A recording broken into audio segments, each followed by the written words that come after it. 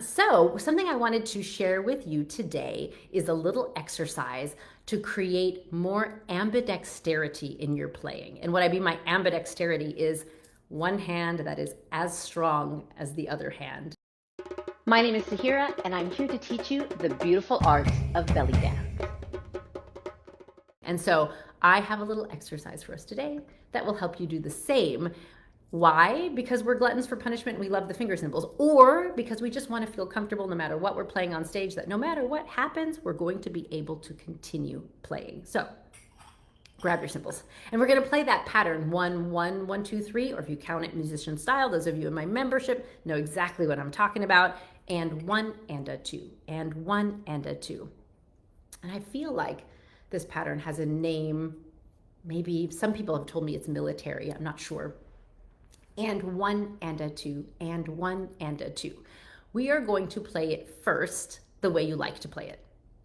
Yeah, or actually, I'll go ahead and play it right hand lead. I think a lot of you are right hand lead or continuously alternating. So we're going to do all three. So don't worry, we're going to get to you no matter what your favorite is. I'm going to go ahead and right hand lead. It might look like left to you, I'm not sure, but we'll get to the other side. So don't worry. Right hand lead. 1, 1, 1, 2, 3, 1, 1, 1, 2, 3. Can you see that within a single pattern, my right hand goes 4 times, and my left hand goes once, right? So also, if we start talking about like, how can you speed up if you have trouble playing to faster music? If your right hand has to play 4 times for every time your left hand has to play once, it's probably not the best way to set up your zilling for speed. That's not what it's all about, but that certainly will cause trouble, right? So we'll recognize that, and that's how I usually play, and it is what it is, which is why I'm teaching myself other ways.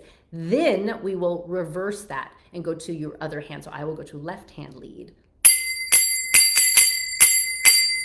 Yeah, 1, 1, 2, 3, and 1 and a 2. And that will probably feel really weird. And you will probably find that your hands want to switch back to whatever is more natural to you, which is totally understandable, right? Then continuously alternating. I'll probably start on my right, but look at what's going to happen. And 1 and a 2, and 1 and a 2. Right, left, right, left, right, left, right, left, right, left. It literally switches each time it's different. Right, left, right, left, right, left, right, left, right, left. Yeah, this one I think tends to boggle my mind more than any of them, but in theory, it's the fastest way to zill because one hand never does a double stroke. So it keeps you, able to play seamlessly and quickly because you never have to double stroke on any hand. Make sense?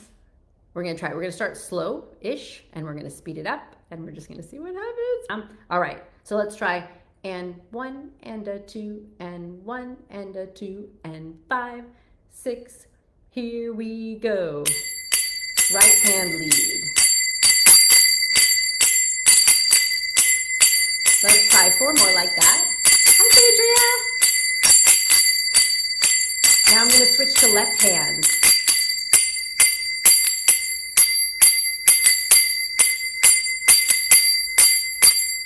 Four more like that. Now I'm going to switch to continuously alternating.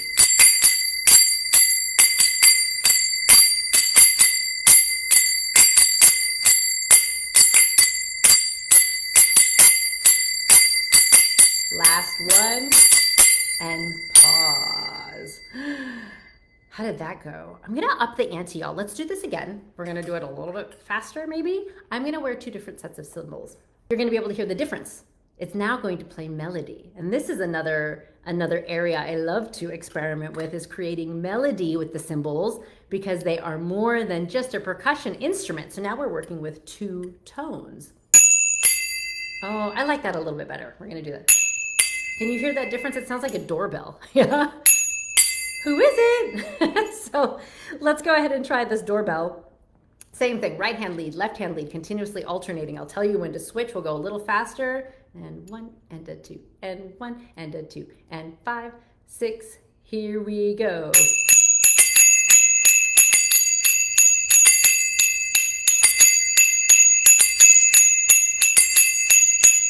Let's try with the left.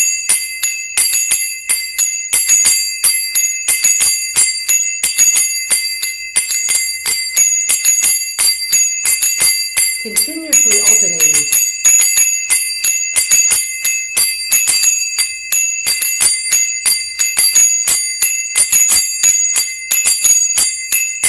Couple more, 2 more.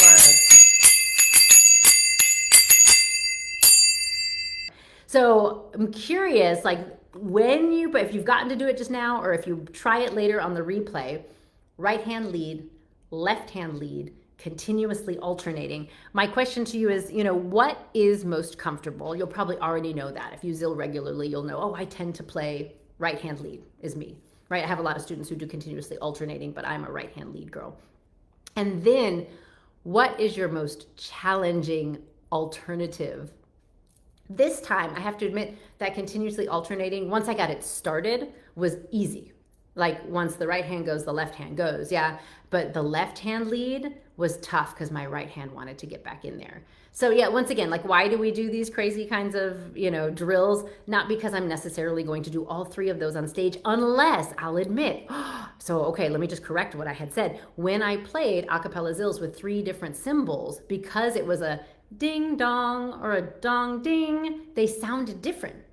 And so I absolutely did at one point in time in the piece, I would play ding dong ding dong ding, and then I'd go dong ding dong ding dong, because you could hear that and it was different, and I thought it was really cool to sort of really accentuate the fact that the zills sounded differently. So that's another reason why you might want to do this crazy ambidextrous zill drill, because it would allow you to really play with changing up your melodies when you choose to play 2 different sets of zills a cappella, because I know you'll do it eventually, because it's just too much fun not to. So I hope you all have a fantastic day, a wonderful weekend, and thanks for making music with me here, and I'll see you soon. Bye for now.